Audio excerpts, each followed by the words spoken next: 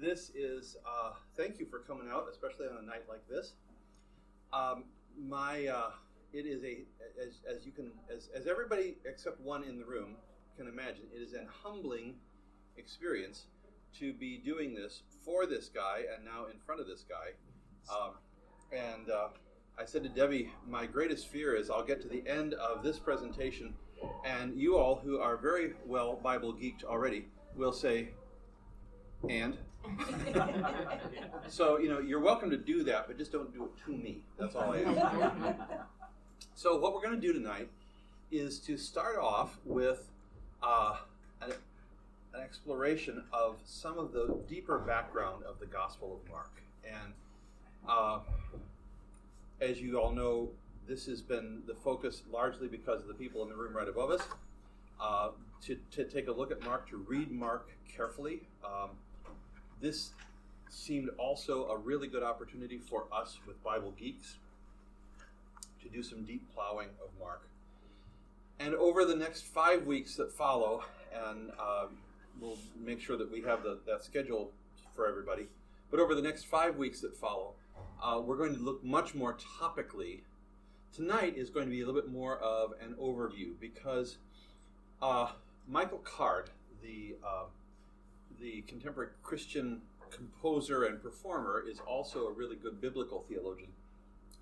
And he talks about Christian imagination, which is a term I slipped into the sermon this morning.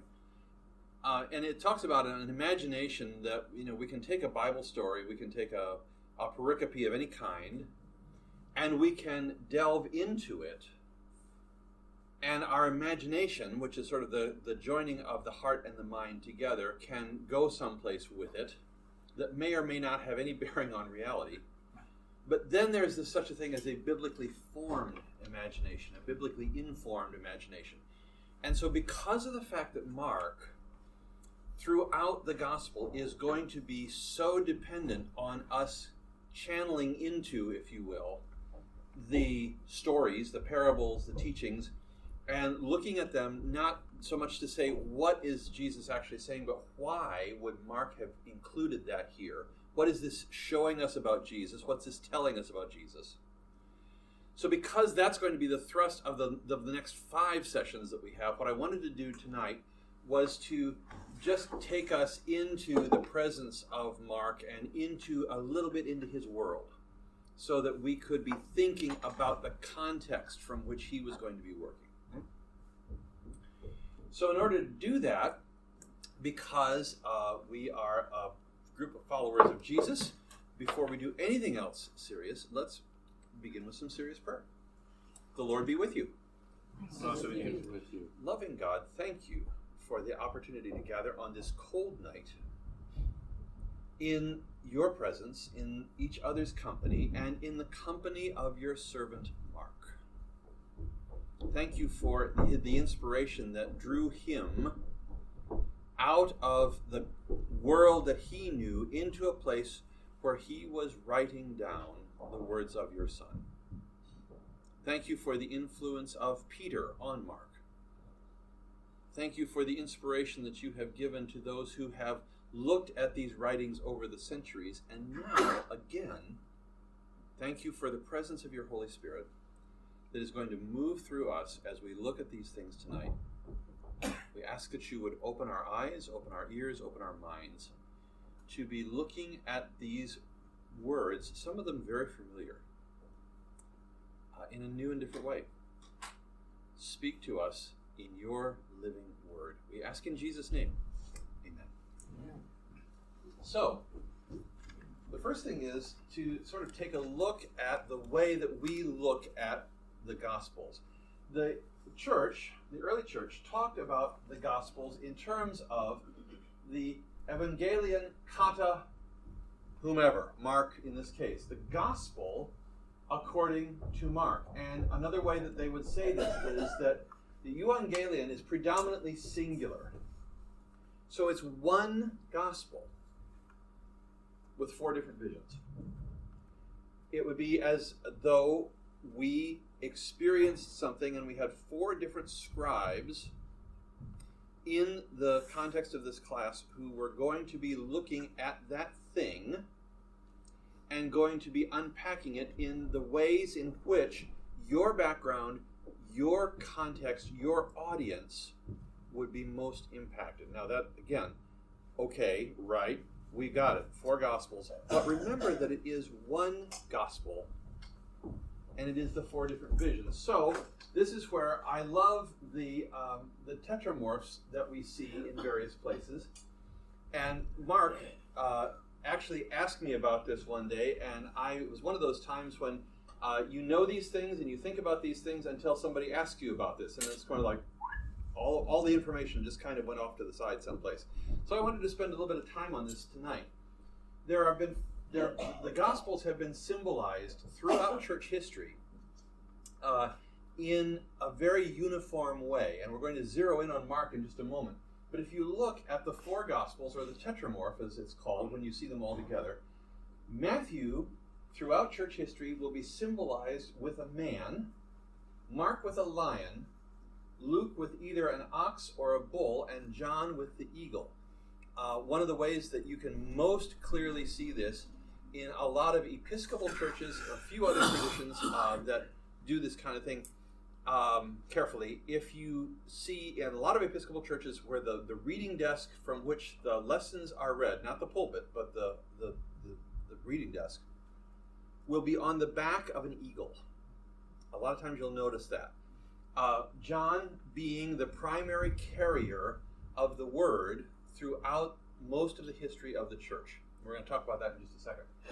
So anyway, I put a couple of different tetramorphs here, and you see all of the different Gospels represented, Gospelers represented. Matthew was represented by a man because and this is all out of church tradition, his Gospel presents the genealogy of Jesus. Remember the first chapter of Matthew. And is focused on the incarnation. And so all of these being teaching tools, when you think about Matthew, you think about the man Jesus. Mark, the lion, represents courage, resurrection, and the loyalty to Christ the King. And we're going to look at several images of how Mark, the gospel writer, was depicted in just a moment. Luke, the ox or the bull, and you'll see both, is the symbol of redemption and sacrifice, Christ being the ultimate sacrifice. So if you think about the wording of the different Gospels and think about how these then come to play in this representation, John, the eagle, represents the heavens and represents the divine nature of Christ. And so that's why the eagle would be used as the reading desk, is because that's the one that carries the word. That's the one that reminds us of Christ's divine nature. So that the idea being that as you would hear the word read from the back of the eagle, it would remind us, it would jog in our memory or jog in our consciousness that this is not just human words composed. These are the words of God, literally, if you don't mind pushing a point a little too far, literally winging their way to us. Okay. So here are some representations of the gospel writer Mark, beginning in somewhere around 832 or 23. I'm not dyslexic. Notice, if you will, periodically you'll see the lion. I'm just proving that I'm not lying to you.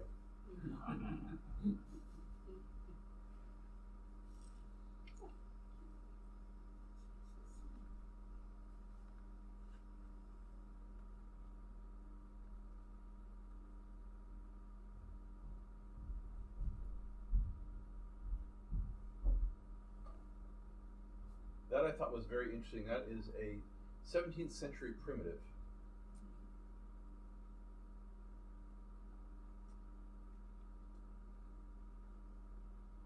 Remember this image because most of the commentators that I trust take very seriously Peter's cooperation in the creation of Mark's gospel. Again with the lion.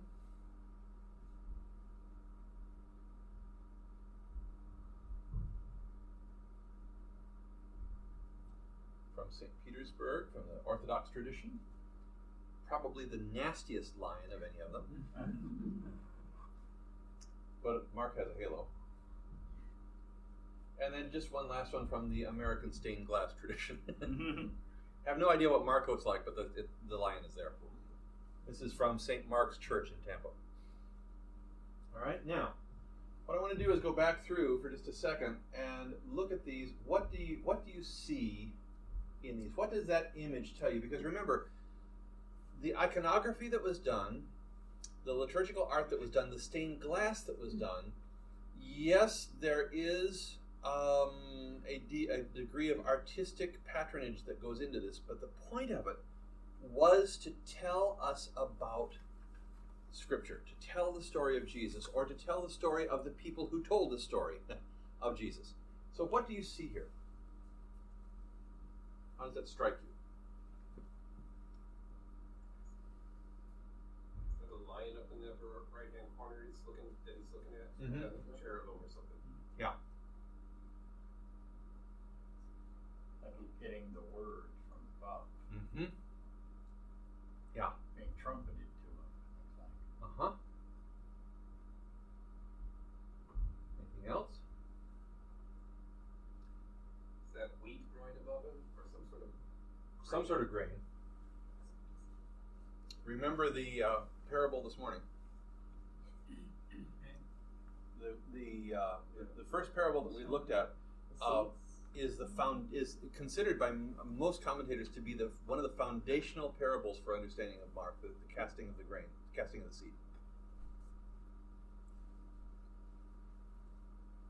Now, let's go to the next one. What do you see?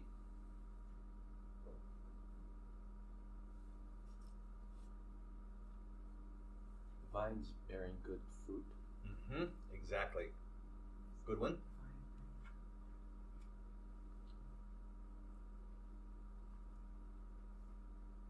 Interesting, the proximity of the fruit to the word there.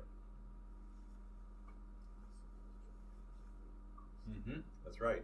Yeah. On the same vine. That's true. That's true. It's a very creative vine. Let's go to the next one. Digging the lion.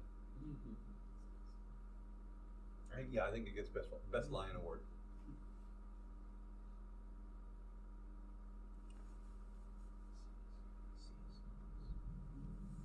Mm-hmm.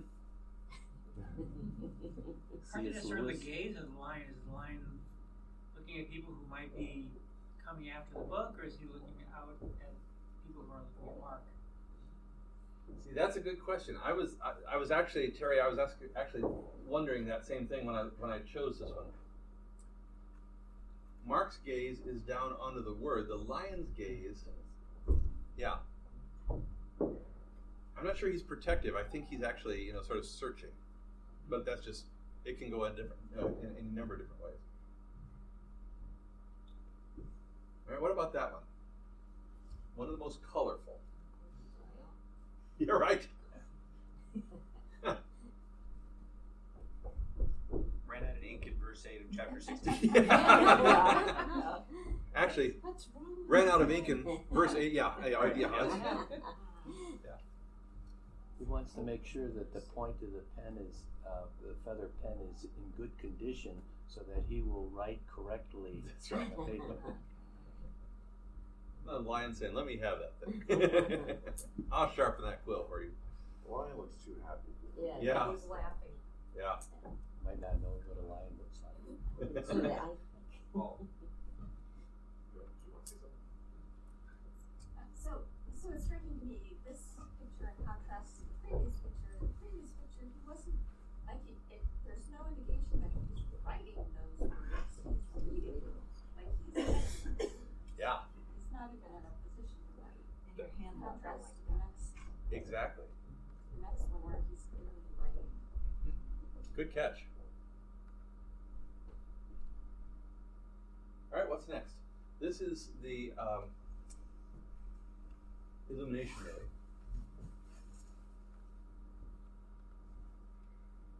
Looks like he's writing on a scroll instead of in a book like the others. Uh-huh.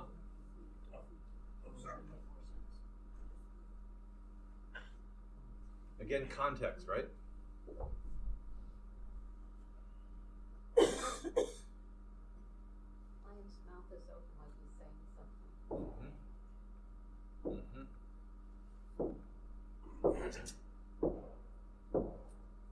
He looks a bit shell shocked, like he's surprised, like, Yeah. wow. You said what? Exactly. Stop roaring at Yeah, me. right. Yeah. I haven't finished the last paragraph yet. The purple thing looked like a All right. That looks like a sea lion. That's right. refrigerator. I thought a dog. Yeah. Sea lion is good. Yeah. Oh, wow. Sort of in a canine pose, that's for sure. Yeah. Yeah. Okay. What about this one? Yeah, he's the amanuensis.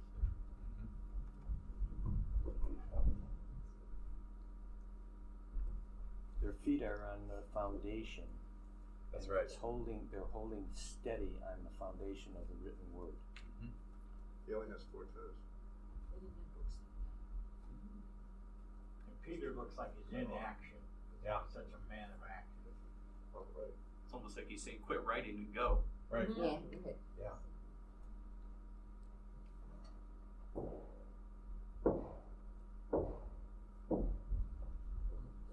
Century again.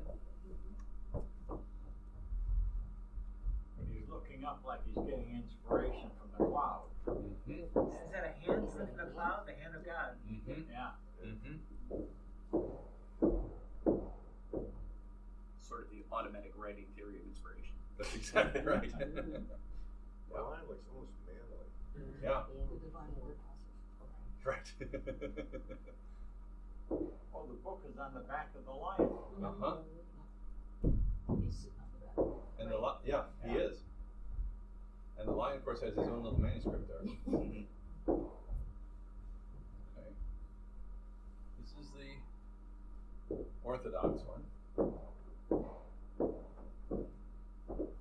Very harsh. Yeah. He's older than the other. Significantly, yeah. So is the lion, by the way. But he was by the time we wrote it. Uh-huh. Yeah, in terms of chronologically speaking, these two are probably the most chronologically possible.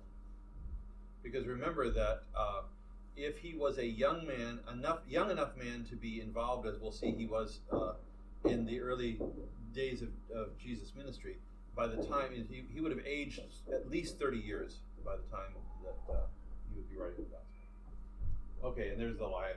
We can let him go. So, of course, we have our own tetramorph, although we only get part of it when the screen is up. So the other thing I wanted to use to point this out was that John is thought to be the theologian and Mark the linguist. As I mentioned a little bit earlier, for most of the history of the church, those were the two gospel writers that carried the day. Luke was a distant third. In a lot of traditions, Luke was somewhat of the children's gospel.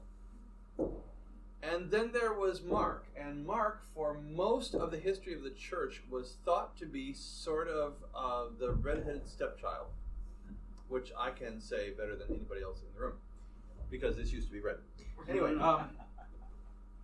but for the purposes of tonight, I'm calling Mark the tweeter. The one who used the extreme small number of characters to tell the most extremely important things. And so we have this little Twitter thing going on, and with that as the background, here are some of the criticisms of some of the early 20th century commentators about Mark. Mark was neither an historian nor an author. He assembled his material in the simplest manner thinkable. This next one is actually Rudolf Bultmann. Mark is not sufficiently a master of his material to be able to venture into a systematic construction himself. Slightly ironic that Bultmann of all people would say that, but anyway. And finally, the author of Mark was a clumsy writer, unworthy of any mention in the history of literature. So there you go. Aren't you glad we're studying him? So we have the question that the church has been wrestling with for 2,000 years is which came first. And for most of the time in church history, Matthew was thought to be the primary gospel. Everything else was derivative of him. However, 18 centuries of teaching, 18 centuries of worship with Matthew as the first gospel. Mark was thought to be the Matthean, badly abridged.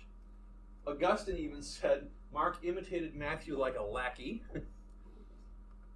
Mark contains only 3 passages not found in Matthew or Luke, which is pushing him down further and further and further into biblical criticism until the 19th century, when research based on internal investigation discovered that Mark was actually, in fact, the source for both Matthew and Luke. And so I'm going to say tonight, I'm personally committed to the scholarship that points to Mark as the primary gospel. That has always made the most sense to me. I've heard it argued both ways. I've been around people who believe it both ways.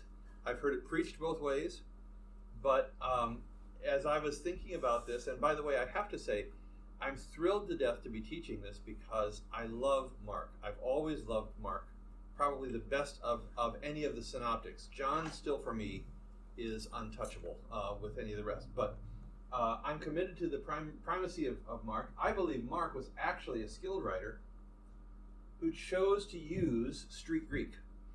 If you look at the Gospel of Mark in the Greek, it is very simple. The construction is simple, the vocabulary is simple. The ideas in some ways are on the surface simple, but they will, if you let them, they will take you to some amazing places. And we're going to see remarkable literary invention and design. The sandwich technique, which we're going to talk about tonight, Jim Edwards is one of my favorite Mark commentators. He is retired now, professor of New Testament at Whitworth University in Spokane, Washington. You remember when we were working with John, I kept pointing us to Dale Bruner, who was on faculty at Whitworth with Edwards. They actually had, for a Christian college campus, they actually had an embarrassment of really fine biblical scholars at one point. We're going to see the use of irony. We're going to see the insiders and outsiders in Mark's gospel. We're going to see a lot with Jesus' command to silence. Now, we've had 2 Sunday mornings where we've talked about this command, muzzle it, And we're going to see the image of the journey. And those are the things we're going to be looking at as we look through. These are the things that you'll see recurring as we look through the different sections of Mark's gospel. I agree with the commentators who say that in Mark, we are coming closest to hearing the actual voice of Jesus. That's one of the reasons I love this gospel more than any other. Because I believe, at least in the study that I've made and in the work that I've done, that this is the gospel which really, there's no other agenda than to simply present the story. And we'll see a reason for that in a few minutes. And so because of that, we get no varnish on it. We get no politics. We get no social agenda.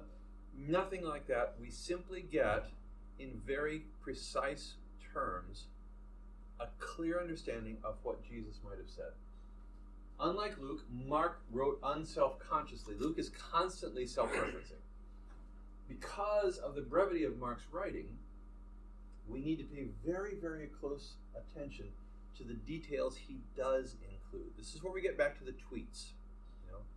If you only have X number of characters to send out something, you're very careful in your choice of words. And so one of the things we're going to have some fun with over the next couple weeks is looking at what Mark does and what Mark says and what he doesn't say, and looking at some gospel parallels and trying to figure out what he was about with that. So we're going to look tonight at the who, the what, the where, the when, the why, and the how flip those two. And before we do that, just anything on anything we've talked about so far. This is all pretty foundational stuff, but there it is. Okay. What changed? What was the evidence that changed the thinking that all of a sudden Mark was what Matthew and Luke got there? It was textual criticism, and depending on who you talk to, textual criticism is either a really good word phrase or a really bad phrase. But it was looking much more closely at the use of words and at the language itself and saying, wait a minute, why does it look like Luke took this idea further?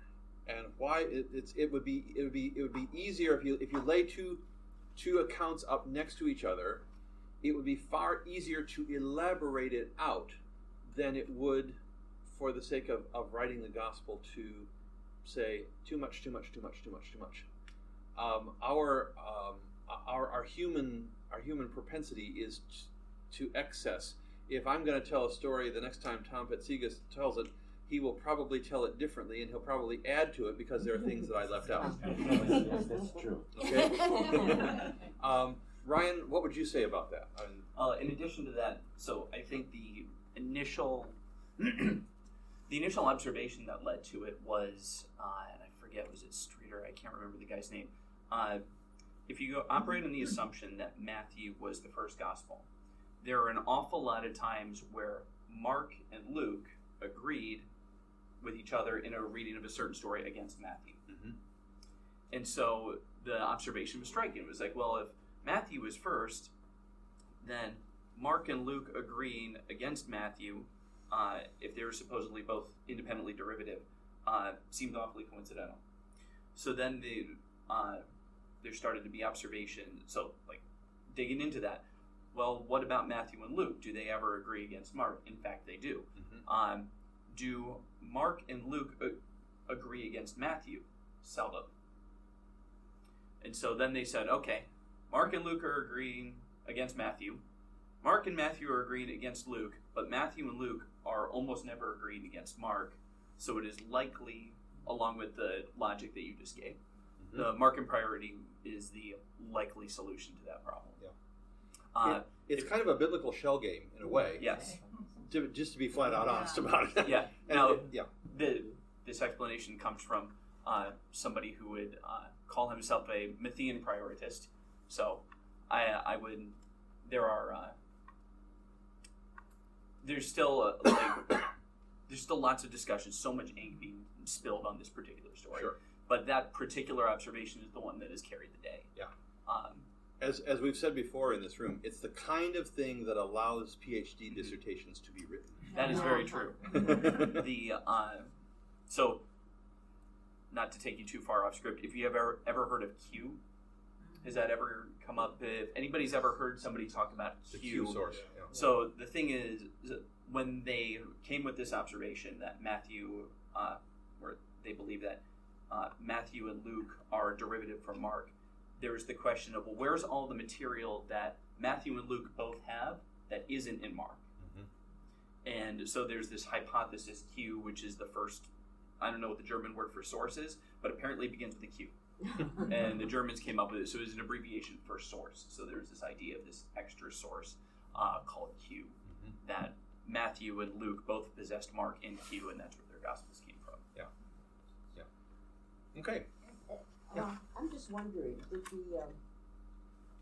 the lost scrolls, the Dead Sea Scrolls, illuminate this in any way? To kind of help point out if Mark was first or Matthew was first? I am gonna have to. I wasn't going to do it quite so certainly. They were Old Testament texts. I was trying to remember. I knew they were predominantly, but I guess they were entirely Old Testament. Yeah. Oh, okay. Yeah, we didn't have any manuscript discoveries for the New Testament. Okay. You learned a lot to know that the quotations were accurate. Yeah. But. Exactly. So, who wrote it? I'm going to go with John Mark. Nowhere listed in the Gospel. As I said, Mark is not in any way self-referential. He leaves himself out of it totally. But in the tradition of the church, which we have started in the 2nd century, actually written down, it's first mentioned by Papias in AD 110 as part of his exegesis of the Lord's oracles. And this is what he said. Mark became Peter's interpreter and wrote accurately all that he remembered, not indeed in order. Please remember that. This is not a chronological gospel. And we're going to look at that in just a minute. Not indeed in any order of the things that he said that were said or done by the Lord. For Mark followed Peter, who used to give teaching as necessity demanded, not making, as it were, an arrangement of the Lord's oracles so that Mark did nothing wrong in thus writing down the single points as he remembered them, leaving out nothing of what he had heard and reporting nothing falsely. Little jumbled in the English translation, but you get what he's saying. He didn't make anything up. He didn't leave anything out that Peter would have said. But this is also not in any way designed to be and then, although that's Mark's structure. What it is, historically speaking, so historical accuracy, but what it is from Peter's discourses, from Peter's memoirs, as we're going to call them, Mark writing the things that Peter stressed. So, as an example, there are people in this church who can tell me yet verbatim things that Charles Ferguson Ball always said. All right?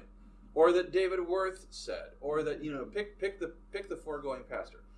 Because of that, I have been very careful the things that I repeat, because that I want to make sure that you get right the things that Paul always said. All right?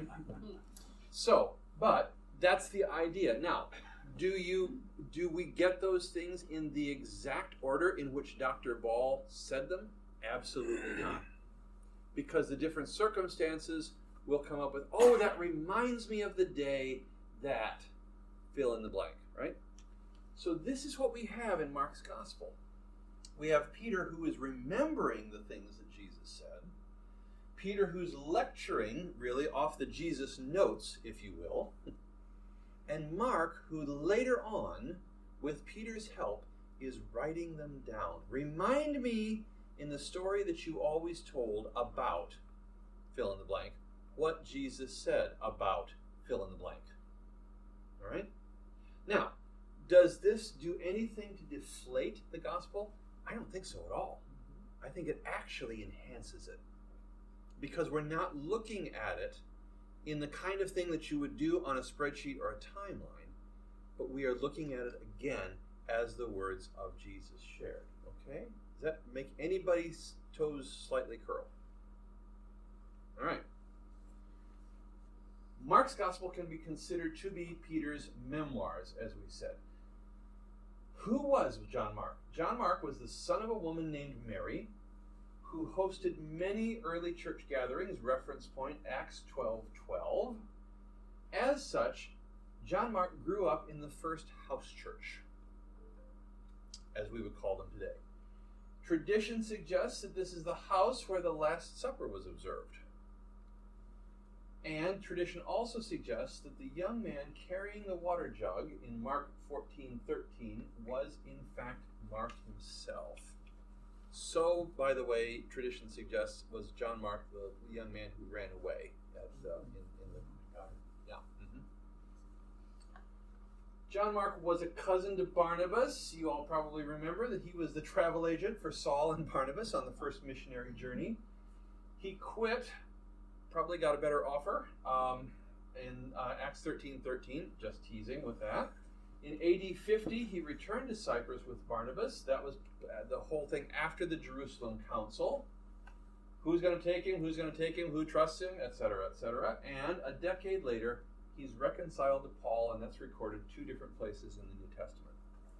So we know of his existence. We know that this is not just some pseudonym. We know that there is. We know enough about him to make him believable. And finally, he was with Peter in Rome. And we get that in 1 Peter 5:13. So that this is where we believe that the bulk of the interpretive stuff took place. And we're going to talk about that context in just a second. Mark focused his evangelism then on Egypt, eventually becoming the first bishop of Alexandria, which is why St. Mark's Cathedral is in Cairo. Not the most famous of the San Marcos cathedrals, however, as the one in Venice. And this is on my bucket list. I have a sneaking suspicion I may get to see Cairo before Venice, but anyway. There is a, by the way, totally off track, but for the musicians in the crowd, there is a marvelous 2-volume set of Gabrieli music recorded at San Marcos, because there are 4 different gallery choir lofts, and so you get this quadraphonic brass and choir thing going on, and it's marvelous, marvelous recordings that were done years ago and transferred to compact disc. And by the way, at St. Mark's in Venice, I just had to throw in one more line. Yeah. That's a good looking line. That's a good looking line. So these were Peter's memoirs. Clement of Alexandria, this is external evidence for what we're saying.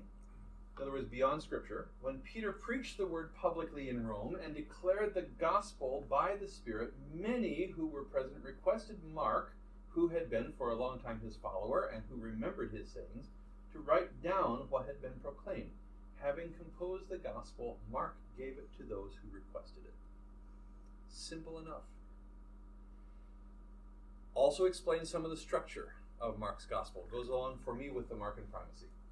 Mark's emphasis is on Jesus as the suffering Son of God, and the corollary emphasis on the suffering nature of those who will be following Jesus. Very specifically, looking at the citation, Mark 8:31 to 9:1, which reads, Then Jesus began to tell his disciples that the Son of Man must suffer many terrible things and be rejected by the elders, the leading priests, and the teachers of religious law. He would be killed, but 3 days later he would rise from the dead. As he talked about this openly with the disciples, Peter took Jesus aside, and to correct him. Jesus turned around and looked at his disciples and then reprimanded Peter. Get away from me, Satan, he said. You are seeing things merely from a human point of view, not from God's. Then, calling the crowd to join the disciples, he said, If any of you wants to be my follower, you must give up your own way, take up your cross, and follow me. Very familiar words. This is hence the essence of my opening prayer. If you try to hang on to your life, you will lose it. But if you give up your life for my sake and for the sake of the good news, parallel, you will save it. And what do you benefit if you gain the whole world but lose your own soul? Is anything worth more than your soul? If anyone is ashamed of me and my message in these adulterous and sinful days, the Son of Man will be ashamed of that person when he returns to the glory of his Father with the holy angels. And Jesus went on to say, I tell you the truth, some standing here right now will not die before they see the kingdom of God arrive in great power. Okay? Now, the thought being behind this, that Mark is writing, and I'm going to touch back to something we talked about in the sermon just briefly last week. Mark is writing to the followers in Rome. Because of that, and because of the suffering that they were going through, it is going to impact his understanding of what Jesus stressed. What Peter stressed, what Jesus stressed. Right? So, when he is writing about the Savior, he is writing about the Savior who suffered. One of the things that I mentioned briefly in the sermon, in the temptations in the wilderness, Mark is the only one of the synoptic writers who mentions wild beasts in the wilderness. And there is thought that the reason for that being, under Nero's persecutions in Rome, one of the many things that Christians suffered, as you probably all may remember, is being covered in the skins of an animal and then having the wild dogs turned loose and being mauled underneath the skin of a wild beast. Mark is the only one who included the wild beasts in the temptations of Jesus. Satan's there for the other ones. Mark is the only one who put the beasties there, right? So that, again, context is everything. How, we don't see political agenda in Mark's writing at all. We don't see social agenda, but we see reality. And again, I'm going to say this maybe far too many times. This is one of the reasons that I particularly like Mark, is because his writing, his authorship, his focus is so incredibly, incredibly real. It speaks into the situation of the people. Okay. Anything up to this point? Yeah, Joy. So can I just repeat what I think I heard you say? So the internal evidence that these were Peter's memoirs are that Peter was in Rome and Mark was in Rome and Roman Christians were being persecuted, and the theme of suffering is in Mark, so that's reason to think that Mark was in Rome writing down Peter's. That's part of it. Yeah, that's one of the strong suggestions with it. Right.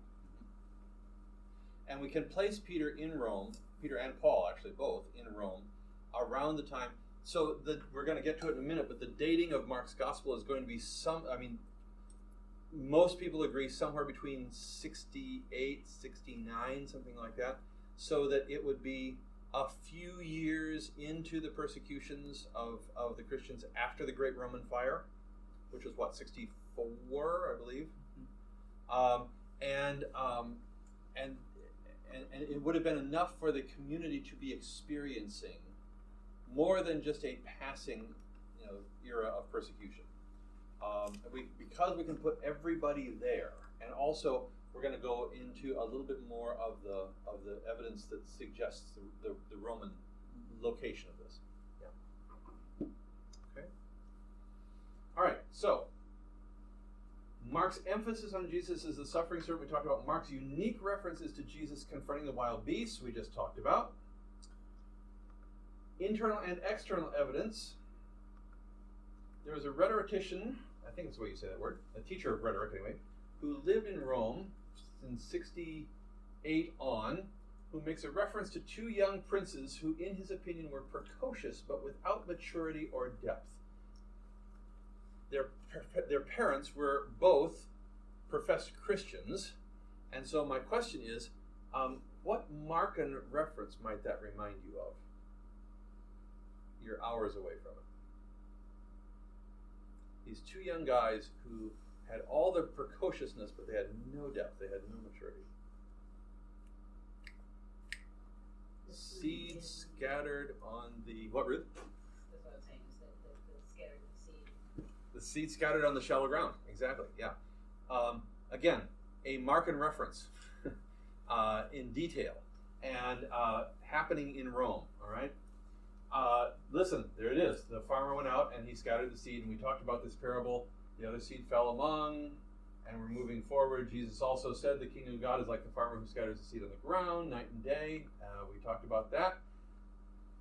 Dating this into the late 60s, evidence is Mark quotes very little from the Old Testament, which would mean he was speaking to a Gentile audience. Okay?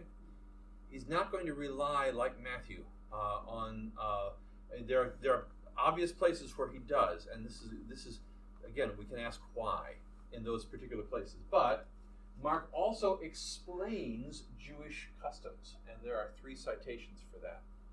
He wouldn't be doing that if people got it. He's obviously speaking to a Gentile, predominantly Gentile audience. Mark translates Aramaic and Hebrew words or names into their Greek equivalents, and there are some citations for you on that. All of this, again, pointing, Joy, to the Roman locale of this, all right? And Mark wrote for the Gentiles who we believe were centered around Rome, who spoke Latin and who were unfamiliar with Jewish laws and customs. He used words that engaged us. he used phrases that are meant to be vivid. And again, we will see that as we go through, that that's one of his hallmarks. Again, realizing the simplicity of his writing, realizing the scarcity of his writing, realizing the words escaping me, his careful choice of words and his the small amount of vocabulary that he actually used. But he used words that engage. Mark's writing style was the shortest and it was the most compact of the Gospels. Fewer stories, more details. But only 1,270 unique Greek words, not counting proper nouns. Very limited vocabulary. Remember, street Greek. Uses ordinary words to communicate extraordinary events and truth, writes in a very vivid style, and frequently begins his sentences with the Greek word kai, with and. Uses present tense verbs, and frequently uses words like immediately or again. He's moving the narration forward. He's not lingering. He's not waxing poetic like Luke. He is moving things along, and he is taking us with him as though we were there, as though at least we were around people who were there, as though the events that he was talking about had happened maybe, if not in our lifetime, at least in our proximate memory. So, date this 35 years after the death of Jesus, roughly, give or take. There would be people who would still remember these things.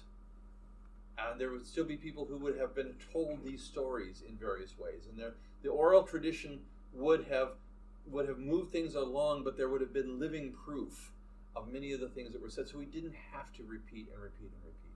Right? Uses many different words for astonished and amazed. We're going to be watching for those. We've seen some of that in the parables and in the stories that we've looked at just in the 2 Sunday mornings. And a surprising density of detail in some scenes. For specifically, I want to look at Mark 5, 26 and 27. Why does he go into so much detail at these particular points? Here we go. A woman had suffered a great deal from many doctors, and over the years she had spent everything she had to pay them. But she had gotten no better. In fact, she had gotten worse, and she had heard about Jesus, so she came up behind him in the crowd and touched his robe. Now, that doesn't maybe seem like a lot of detail, but for a guy who is using a sparsity of words, for a guy who is basically cramming as much as he can into a little space, why wasn't it simply, a woman came up and touched the hem of Jesus. She had been sick for a long time. Okay? She'd suffered a great deal, so it wasn't just simply an illness. She had spent everything she had to pay doctors. She'd seen many of them, but she'd gotten no better. In fact, she had gotten worse. What's he setting up there? He was her last hope. Exactly. And in a sense, this is kind of the widow's mite of illnesses, right? She didn't have much, but she spent everything that she had, right? Yeah. Jesus is her last hope. If this doesn't work, I got nothing. Okay. It's very vivid language. Half of one particular gender in this room can relate to this far better than the other. But we can insert our own selves into this scene in many different ways. And all of this would have an immediacy. Okay?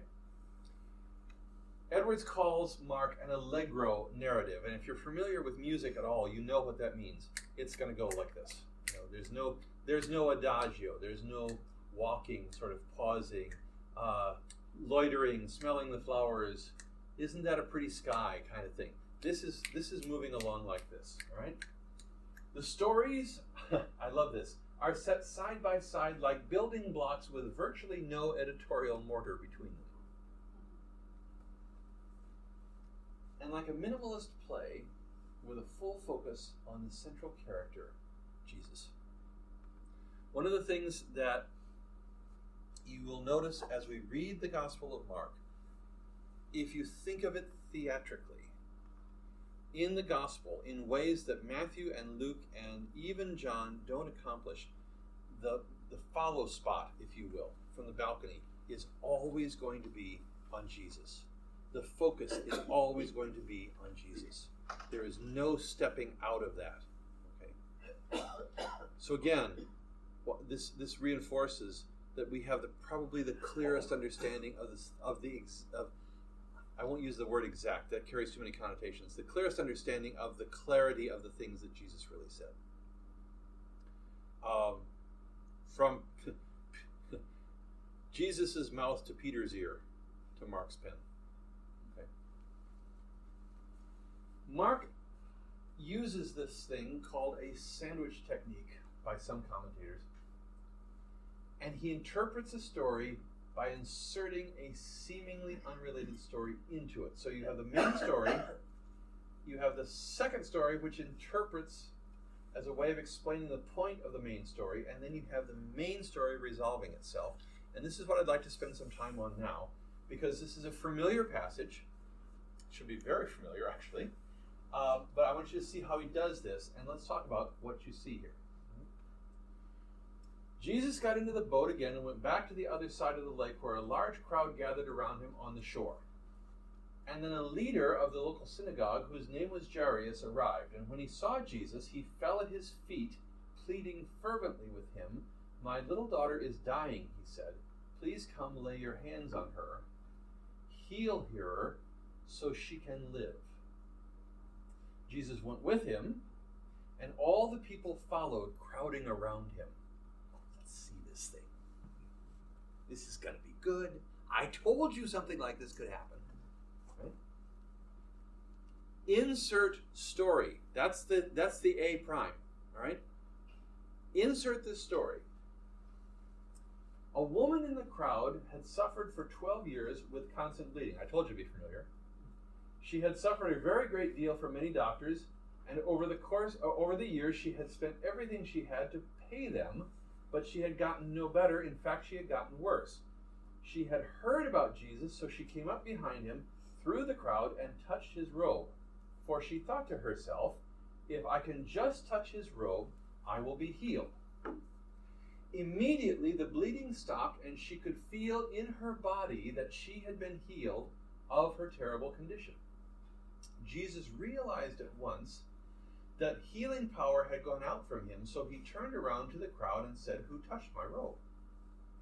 And his disciples said to him, Look at the crowd pressing around you. How can you ask who touched your robe?"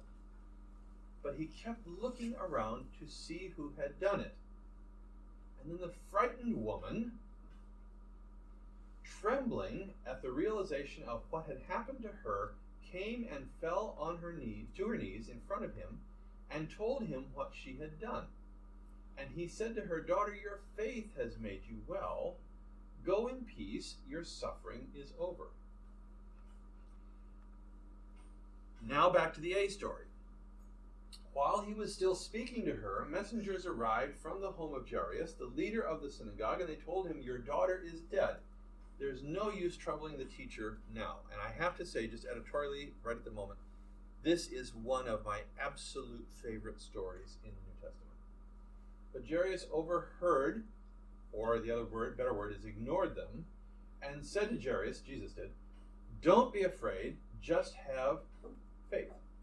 Then Jesus stopped the crowd and wouldn't let anyone go with him except Peter, James, and John, the brother of James. And when they had come to the home of the synagogue leader, Jesus saw much commotion and weeping and wailing. He went inside and asked, "Why all this commotion and weeping? The child isn't dead, she's only asleep." The crowd laughed at him, but he made them all leave. And he took the little girl's father and mother and his 3 disciples into the room where the girl was lying, and holding her hand, he said to her, "Tabitha cum," which means, "Little girl, get up." And the girl, who was 12 years old, immediately stood up and walked around. And they were overwhelmed and totally amazed. Now, there's the sandwich. What's going on? What's the point? Mark interprets a story by inserting a seemingly unrelated story, creating, in this case, a faith sandwich. But what do you see with this? What's the point of doing this? What is it showing you beyond simply faith?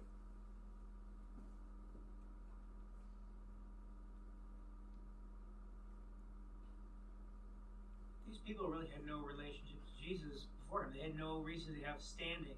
Here's this woman who Jesus didn't know, who wasn't a friend of Jesus or anything, and he healed her. Here's Jairus, who's not a friend of Jesus, a follower of Jesus necessarily, so really has no standing in Jesus, but Jesus still heals his daughter. Exactly.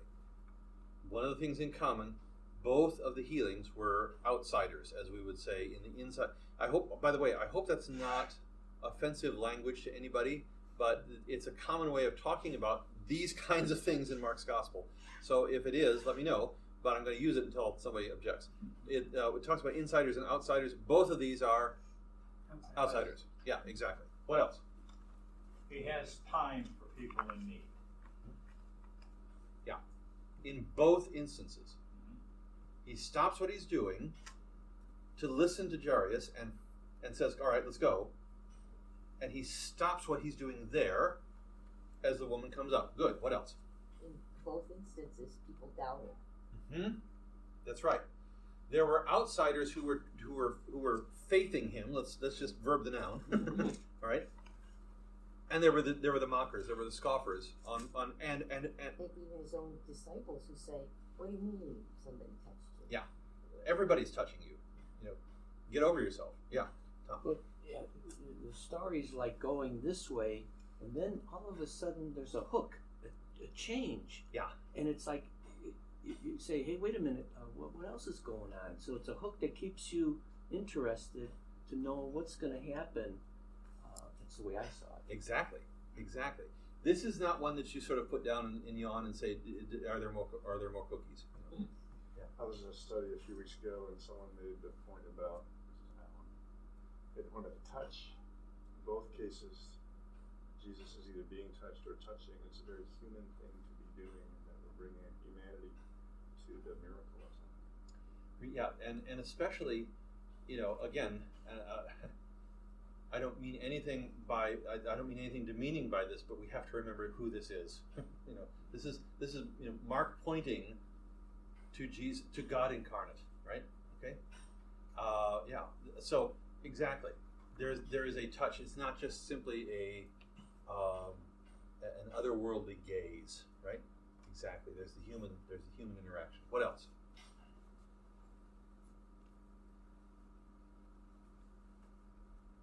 I see this. It's not really. It might be a little sarcastic, but the children. Unless you are like the children and come to me and a little faith. I mean, I talk to kids and they're telling me one story, then all of a sudden they're over here on another story, and then we will wiggle back to the original story that they're at. And so it's like his. I don't know. It just seems like you can keep it going and go off to the side and see something else, and then come back to the real story, and like a kid will get off side and swipe there. Squirrel. Yeah. Exactly. Yeah. Again, it's an incredibly human telling. Mm-hmm. Yeah. What else? Yeah. I see two different. The leader of the synagogue felt comfortable asking him to come and heal his daughter, whereas the woman didn't feel that she was entitled to anything and just tried to touch him. She didn't ask him to do anything. She'd been abused by doctors. She just had faith that she just had to touch him, and that she wasn't worthy of his time, but he made time for her anyway. Mm-hmm. And again, remember what we said about the detail. This was her last. This was it. This was the last stop on that train track for her. She'd exhausted everything else.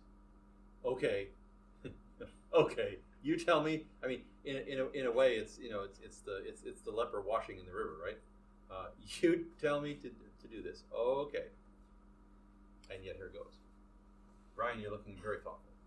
Well, on that note, and I was wondering whether I was reading too much into this, but in the context of Mark, I don't think so. There's the idea that you have no need to fear death, which, I mean, that's a gospel story. That's a meta-narrative across all the gospels, but in particular here, she's getting worse no matter who she sees. It's the end of the line. If you're bleeding over and over and over again, eventually that catches up with you. Then there's somebody who is very dead. Mostly dead. Yes, mostly. Yeah. I mean, we're not on the Wesley Church. We can talk about degrees of deadness. But, yeah, the like dying and dead, and in that case, in both cases, Jesus basically said, and it goes back to the story you were telling this morning about in the commotion on the boat. You need not fear death. Right. It's the essence of the gospel. These are really cool stories, but the gospel is right there. Mm-hmm. And especially, this is what I love about this part of the story right here. Jesus, such an incredible, touching moment. And again, talk about detail that didn't have to be there, except that it had to be. Jesus coming in, look who he pushes away. He pushes away all of the paparazzi. He pushes away all of the onlookers. He pushes away all the thrill seekers, right? And he takes the people who count. The parents and Peter, James, and John, the insiders of the insiders, right? And he goes in, and all he does is he takes her hand and says, "Little girl, get up. Come on, honey. It's time to get up." I mean, what parent hasn't done that to their child? And there is the gospel played out in Technicolor, right there. You have nothing to fear. People, again, don't read this so fast that you don't hear the weeping and the wailing and the oh my goodness, because that was the great Middle Eastern custom. Is we're bewailing death, and you can imagine the noise of the crowd as he comes in. She's not dead, and they laugh at him. You stupid man. It's something that we do well to remember whenever we're reading these stories, that they were far more acquainted with death than we are. Oh yeah. They knew darn well dead people didn't come back to life. By the time you were 12 years old, like this little girl was, certainly she had family members who were dead. Yeah. And this is foreshadowing in some sense of what will happen with the resurrection. But it was, we do poorly to think back and say, well, they were superstitious at the time and didn't find this hard to believe. They would find it just as hard, if not harder, to believe than we do. Yeah. It was also a teaching moment for his three disciples. That's right. Up close and personal teaching moment. Yeah. And the healings were done in different ways. Mm-hmm. The woman touched him. Mm-hmm. He touched the girl. Mm-hmm. That's exactly right. And he healed others by not touching them at all. Exactly. That's exactly right. Yeah.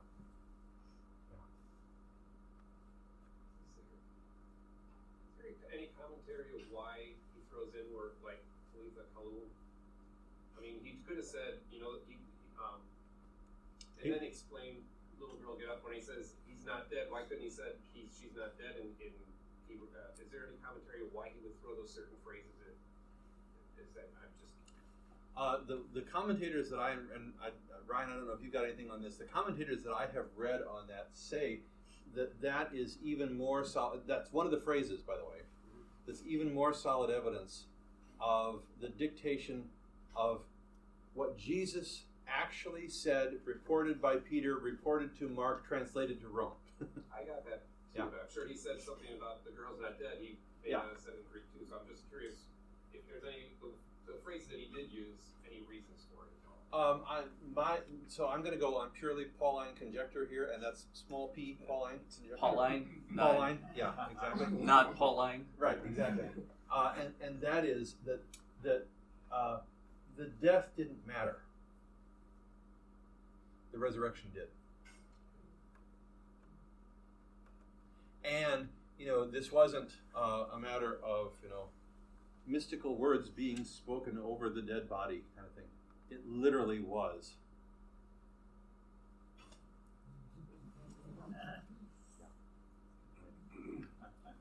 Emphasizing that part. I'm not familiar with anything, but I find that particular conjecture plausible because when you're in this kind of situation, how was death treated at that time? If you're trying to draw a distinction between magic, MAGICK, the rites and rituals and whatnot, if it just said, and then he came over to her and spoke to her and she awoke, right? There could be this magical connotation, right? So perhaps it's being used to say, no, literally, this is all he said. It's not a magic spell. It's not anything like you might have heard from somewhere else. It was this, banal phrase.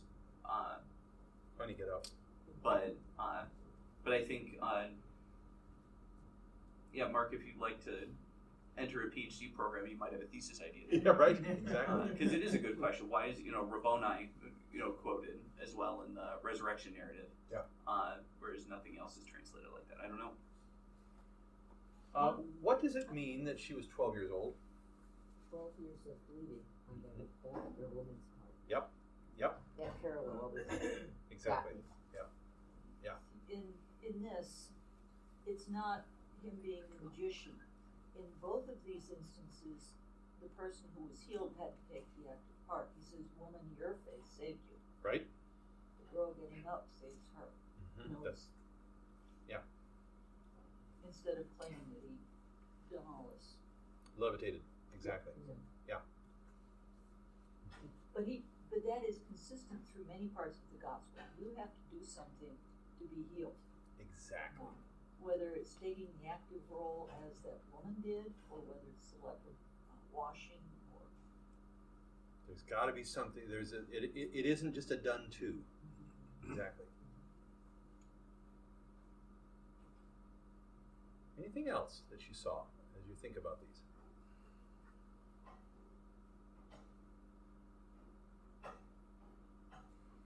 Notice, and again, I don't want to overstate this, but it wasn't just that they were impressed. And it actually wasn't just that they were amazed, although that could well have been Mark could have used astonished there. They were overwhelmed and astonished. And please don't become tired. I don't want to be tiresome in doing this. But again, looking at the reactions, right? The disciples have seen two astonishing things here. One was with the crowd, the other with this, and this the inner core who actually saw this. Who is this? Now again, I stress this doesn't necessarily happen 2.5 days after the great storm at sea, even though it's a chapter later.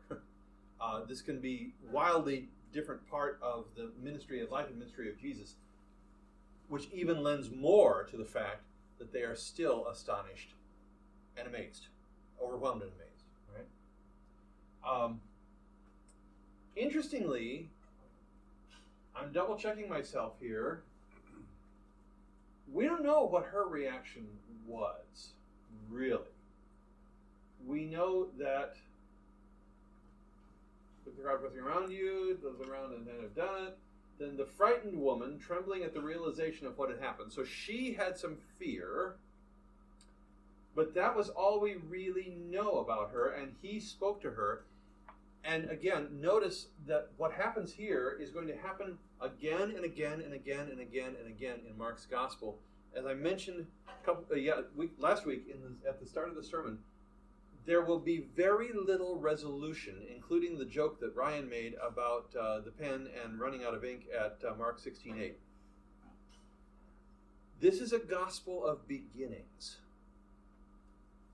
And so as you look at this, now we have a woman who has had basically a 12-year period, who now has a fresh beginning, right? Her life is restored, literally. We have a little girl who, was raised, and her life was restored. It was a beginning. We don't know what happened to either of these two. We never see this woman again. We never see the little girl again. But we see how their life was started again. And that is going to be the meta-narrative of Mark's gospel. You will always see beginning after beginning after beginning after beginning after beginning, including the gospel itself, that never resolves, ever. Okay? It also shows that he didn't follow the rules of the religious people, because that woman shouldn't have been anywhere near the crowd. Yeah. And shouldn't have touched him, and he should not have touched the dead girl. Yeah. So he's flaunting it. He's just a The other who's unclean. surprising little rebel. Yeah. Exactly. Jesus gave them again. Remember who them is. This is mom and dad, and the insiders of the disciples. Jesus gave them strict orders not to tell anyone what had happened, and then he told them to give her something to eat. She's 12 years old. Of course, you give her something to eat. Yeah. Right. But Jesus gave them. It wasn't so. Now it was the demoniac in chapter 4 who couldn't say anything. Now it's his own peeps who can't say anything.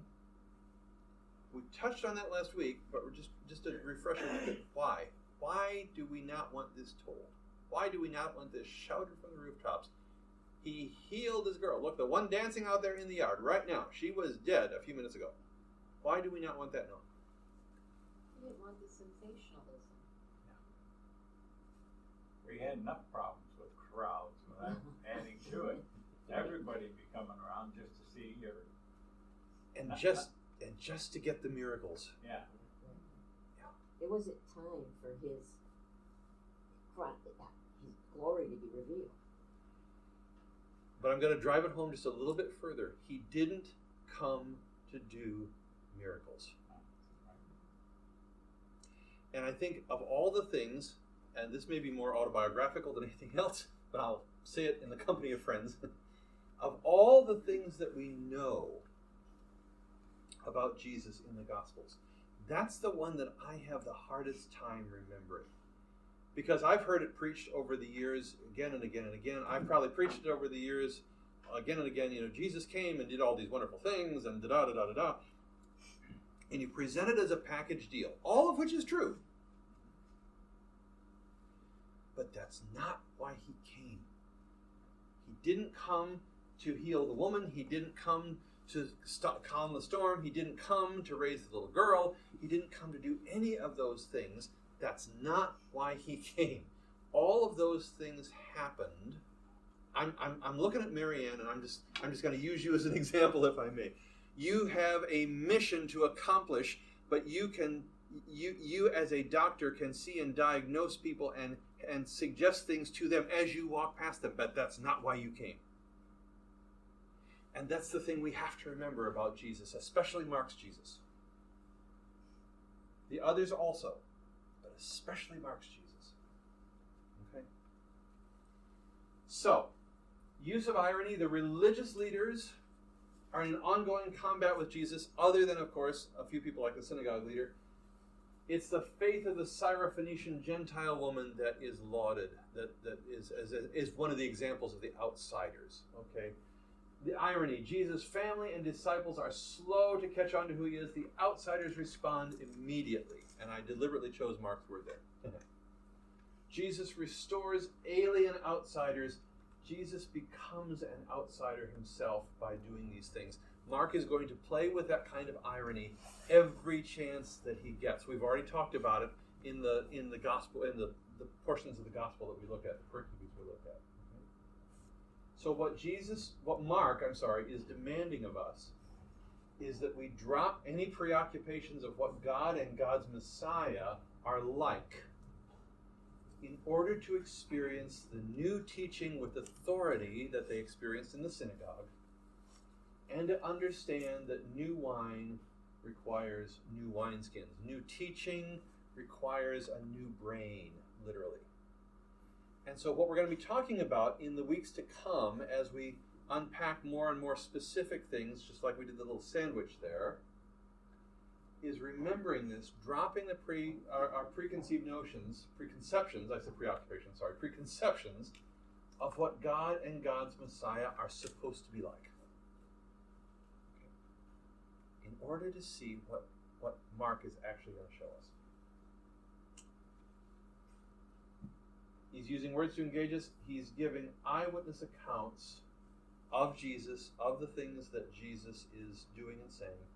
And so here is my question for this series. I'm going to leave you with this question. I actually am going to let you out a few minutes early tonight, which means in Ryan's economy, I get it back. Oh, I just took it. Yeah. Here's my question for the series. And I'd love to have you think about this. I'd love to touch on this whenever you want to, but I'm really going to bring it home to roost on the last night that we meet. Okay? Ready? Is the entire Gospel of Mark a parable? Is the entire Gospel of Mark a parable? Now, let me just say a couple things so that you don't go out the door saying, why did we call him here? By that, I'm not questioning its validity. I'm not questioning its truthfulness. I'm not questioning any authenticity of the stories that are there. I'm not questioning anything about the Gospel of Mark as canonical scripture. Not questioning that in the least. What I'm asking is, if, as with any other parable, there are layers that are intentionally placed, that makes it more than just the sum of the words that are used. Does that make sense? There are tons of parables in it, but I have a theory that I'm still working on, quite honestly, that this might, in fact, the whole dang thing might be considered a parable. So I'd be interested in playing with that with you all. All right? There we go. Anything you want to talk about before we call it a knock? I saw God's humanity. If you are God and you healed our child, I would say, thank you. What can I do for you? But he turns it around and says, oh, just feed the kid. Yeah. That was so human. Yeah. Absolutely. And so practical. Practical, realistic. She's probably hungry. Yeah, exactly. Well, and that was another way to make sure that there wasn't any ambiguity in interpretation of the story. Yeah. It's partially why it's important that Jesus eats Fish. Post-resurrection as well. Yeah, exactly. So it's like, no, and then she got up. It's like, well, what do we mean? No, she's like living, like Right. eating. Yeah. Yeah. This is normal life restored. Yes. Right. Exactly. Yeah. Marianne, did you want to add something to that, or? Okay. Mary. I just find it so weird that he says, don't tell anyone, where everything he does is so astounding. Of course they're going to say something. Like, it's just not even, doesn't make sense that he would say, don't say anything, because there's such big miracles. Of course people are going to ask them. Eyewitness Of news. course people are going to ask them. Film at 11. All those people that followed him there are gonna know. Yeah, exactly. Right. Well, And it's if you were the parent, wouldn't you want to celebrate? Exactly. Absolutely. But it's also in juxtaposition to even the woman bleeding, where the miracle is happening in front of a very large crowd. That's right. And so there are many other cases where it's conceded that he's not trying to hide it, right? So I struggle with this also. I'm like, there's something I don't understand about this, right? Because there are places where he very intentionally wants people to know. And by the way, I believe that when the disciples asked, when he asked the disciples, who touched me, he knew who touched him. He was doing it for the benefit of the disciples and for the crowd around him. So this was a display on display for lots of people, right? And so there is this interesting thing that I've always been queasy about don't tell anyone, but in other places it's let the world see. And if you want to go further down the rabbit hole, John chapter 10, the Gospel of John, maybe more than the rest of them, it seems like the signs and wonders and miracles are public demonstrations for a purpose, so you know that I am in the Father and the Father is in me, and he makes the explicit point. Believe me not because of my words, but because of my works. That's a very important theme in the Gospel of John. That's right. And this is where you can spill tons of ink on the Gospels and not get anywhere. Where people will ruminate on this for a long time. But my resolution to it is that Jesus had a purpose for each of the circumstances. Maybe just the people in that room, the mother and the father, there's a reason. Whereas in the crowd with the woman touching the cloak, it's a different reason, right? Yeah. It's a different purpose. The other thing is too that with the gospel writers, and Paul, you kind of hit on this a little bit earlier, because not all the facts are the same and not all the stories are the same or told in the same way or with the same details, you're seeing portraits of Jesus by the gospel writers, and so some of it has to do with the story about Jesus that the gospel writers are trying to convey to their particular audience. The other thing that I would just say is be very careful. We're kind of dancing close to the edge of biblical accuracy in saying that the crowd was paying attention to this. The Bible tells us that they were in a big crowd. If you look at this, sorry, wrong way. The woman in the crowd had suffered, blah, blah, blah, right? She had heard about Jesus, so she came up behind him through the crowd and touched his robe, for she thought to herself, if I can just touch him, I'll be healed. Sorry, again, wrong way. Immediately the bleeding stopped, and she could feel her body that she had been healed of a terrible condition. Full stop. That's within the woman, okay? Yeah, end of story. Jesus realized at once that the power had gone out from him, and he turned around in the crowd and asked the disciples, who touched me? Okay? That's the way I'm reading it, at least. Because his disciples said to him, right? So it wasn't a matter, whoa, who touched me? It was who touched me? I'm not sure, and again, we don't have much to go on here, so I'm just playing with you. I'm not sure the crowd even knew what had happened. She goes, and they wouldn't know her she illness goes and anyway, kneels at, she bows because at it's his going to feet. be hidden. Yeah, go ahead. She bows at his feet in front of the crowd. But they don't know why. He touched my robe. The disciples said, there's a look at the display crowd at that pressing point, against you. right? Asking anyone. He kept on looking around to see who had done it. Then the frightened woman, trembling, the realization of what had happened to her, came and fell on her knees in front of him. Right, exactly. And told him what she had done. All right. So you're going to have it. You're going to have. It's sort of the insider outsider thing.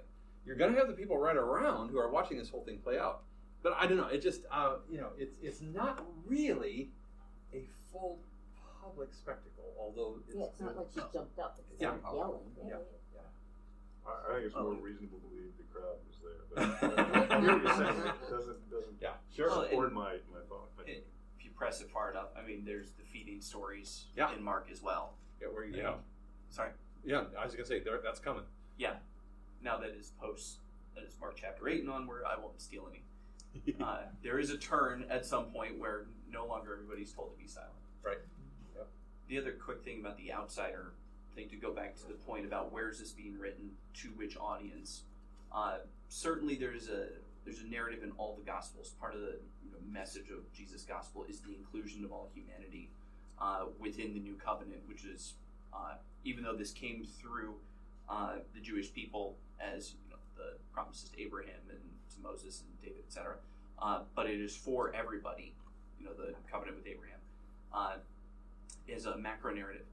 For Mark, speaking in Rome is deliberately speaking to an audience that would not necessarily be considering themselves as Jewish as, say, Matthew's audience. Right. Definitely not as Jewish as Matthew's audience. Right. So Matthew is quoting the Old Testament all the time Your to a people Jewish say. audience. Mm-hmm. Mark is speaking to a Gentile audience. Right. It is generally thought, and I find that convincing.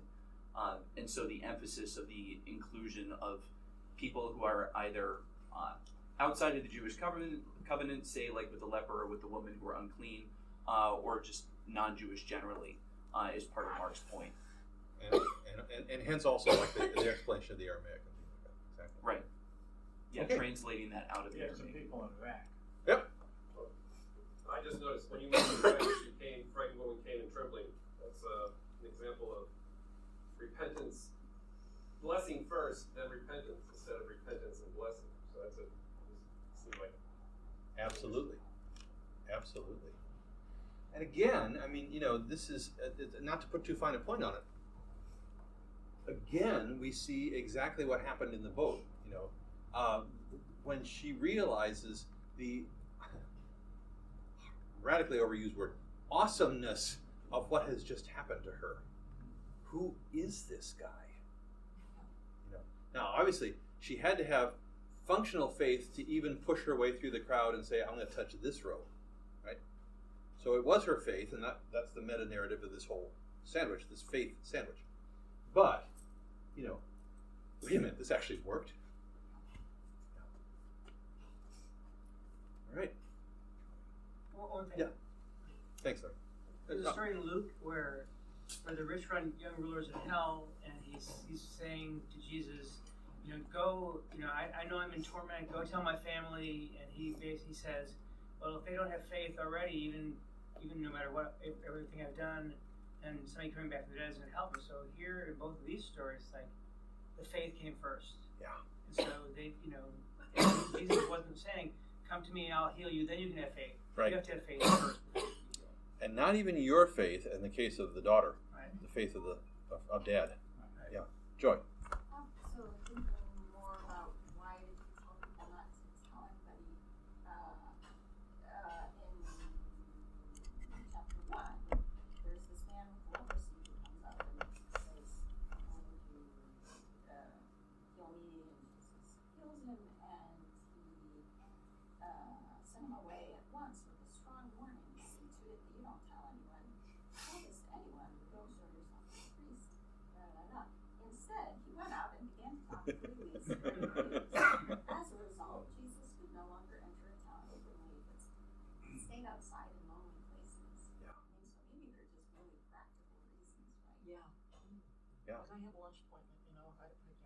Right, exactly. And maybe he's treating them like kids. Hey kid, don't put the pencil in your ear. Right. What's he gonna do? And it's again, this is a little silly, but it's not meant to be. It also shows us the lack of God's retribution at disobedience, because it could very easily have read, and when he went out and told everybody, the leprosy started to come back because he had disobeyed the direct order of the Lord. My point is, they have been lepers for a long time. She was dead. It was big, obvious things that changed. So it wasn't like it was just a secret little thing, like, okay, we can keep it secret. Yeah. People are going to know something happened. I'm with you, Mary.